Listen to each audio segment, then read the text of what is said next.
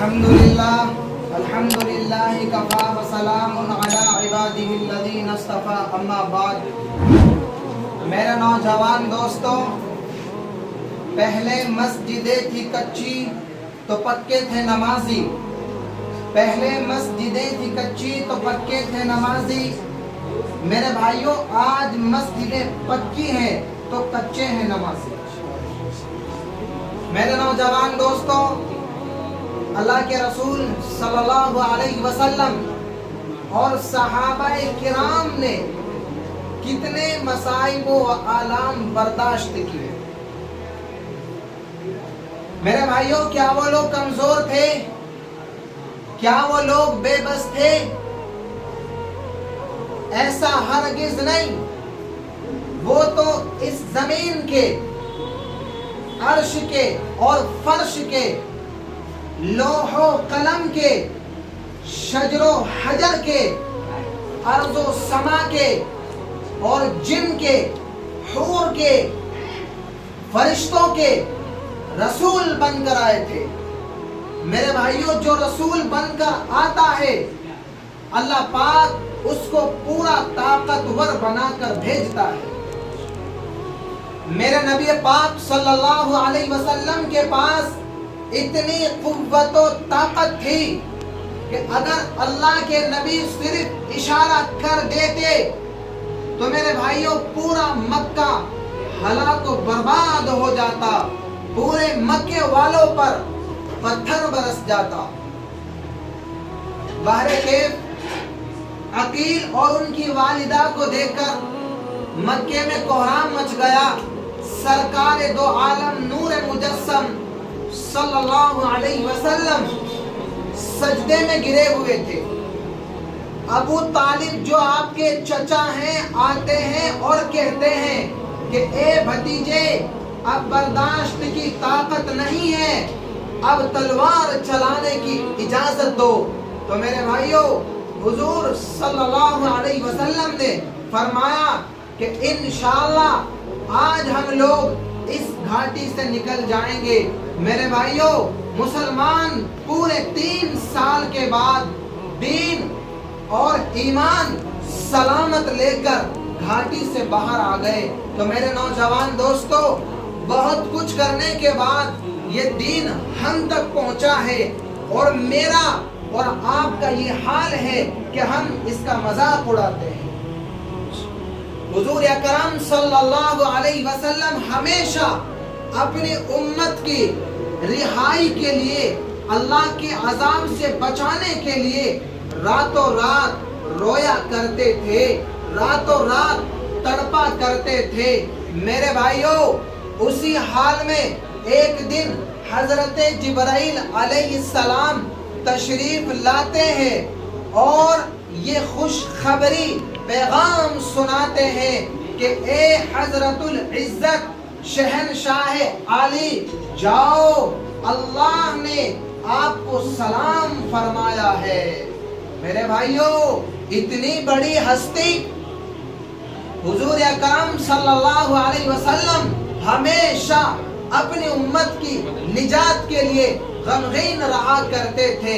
میرے بھائیوں، حضرت جبرائیل علیہ السلام خوب جانتے تھے کہ اللہ کے نبی آخر کس وجہ سے غمگین رہتے ہیں، پھر بھی پوچھتے ہیں کہ اے اللہ کے نبی، آپ غمگین کیوں رہتے ہیں؟ تو میرے بھائیوں، فوراً حضور اکرم صلی اللہ علیہ وسلم نے فرمایا کہ جبرائیل، نہ جانے قیامت کے دن میری امت کے ساتھ کیا معاملہ ہوتا ہے۔ تو میرے بھائیوں، حضرت جبرائیل علیہ السلام حضور اکرم علیہ السلام کو ایک قبرستان میں لے کے گئے، جہاں کافر اور مومن دونوں طرح کے مردے دفن تھے۔ حضرت جبرائیل علیہ السلام ایک مسلمان کی قبر پر اپنا ہاتھ مارتے ہوئے کہتے ہیں، قم باذن اللہ۔ یہ سنتے ہی وہ مسلمان میرے بھائیوں باہر آیا، اس حال میں کہ اس کا چہرہ روشن تھا اور منہ سے کلمہ توحید لا الہ الا اللہ محمد رسول اللہ کی آواز آ رہی ہے۔ تو میرے بھائیو، اللہ کے نبی نے اس کو جانے کو کہا۔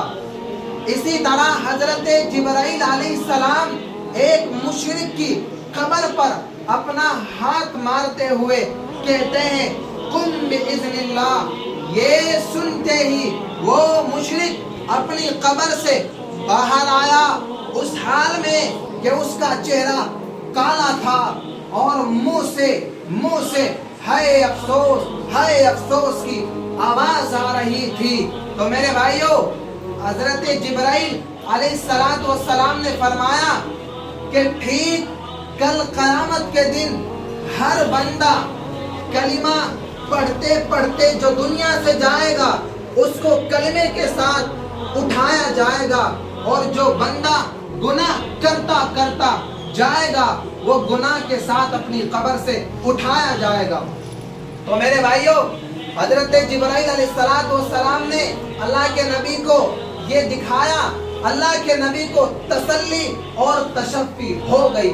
تو میرے بھائیو، آپ نے دیکھا کہ اللہ کے نبی اپنی امت کے لیے کیسے غمگین رہا کرتے تھے، لیکن افسوس کہ ہم اللہ کے نبی کے امتی ہو کر اللہ کے نبی کو ہم نے اس طرح بھلا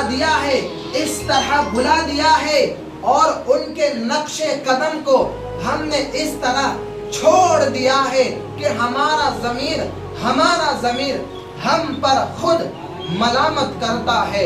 میرے بھائیو، یاد کرو اس وقت کو جب کل قیامت کے دن کوئی کسی کا پرسان حال نہ ہوگا، کوئی کسی کی خیریت نہیں پوچھے گا۔ میرے بھائیو، اللہ کے نبی صلی اللہ علیہ وسلم ارشاد فرماتے ہیں کہ اللہ تعالیٰ قیامت کے دن ایک شخص کو بلائیں گے اور بلا کر فرمائیں گے کہ اے فلاں اے بندے، دیکھ یہ تیرے گناہوں کے دفتر ہیں۔ وہ کہے گا اے مولا، میں نے یہ سب گناہ کیا ہے۔ پھر اللہ تعالیٰ فرمائیں گے کہ میں نے تمہارے پاس ایک رسول بھیجا تھا، وہ تم کو غلط کام کرنے سے روکتا اور ڈراتا تھا، لیکن تم نے اس کی بات کو نہیں مانا اور انکار کر دیا۔ تو میرے بھائیوں، اللہ تعالیٰ فرمائیں گے 70,000 بلین فرشتوں کو حکم دے گے کہ اس بندے کو منہ کے بل گھسیٹ کر جہنم میں ڈال دو، اور اب تم یہاں عذاب جہنم کا مزہ چکھو گے۔ تو میرے بھائیوں، فرشتے کو حکم ہوگا کہ اس کو منہ کے بل گھسیٹ کر جہنم میں لے جاؤ۔ تو میرے بھائیوں، جس نے اس دین کو مان کر اس پر عمل کیا تو یقیناً اس کا معاملہ اللہ کی بارگاہ میں بہت آسان ہوگا۔ اللہ تعالیٰ ہم لوگوں کو صحیح راستے پر چلنے کی توفیق عطا فرمائے۔ وما علینا الا البلاغ المبین۔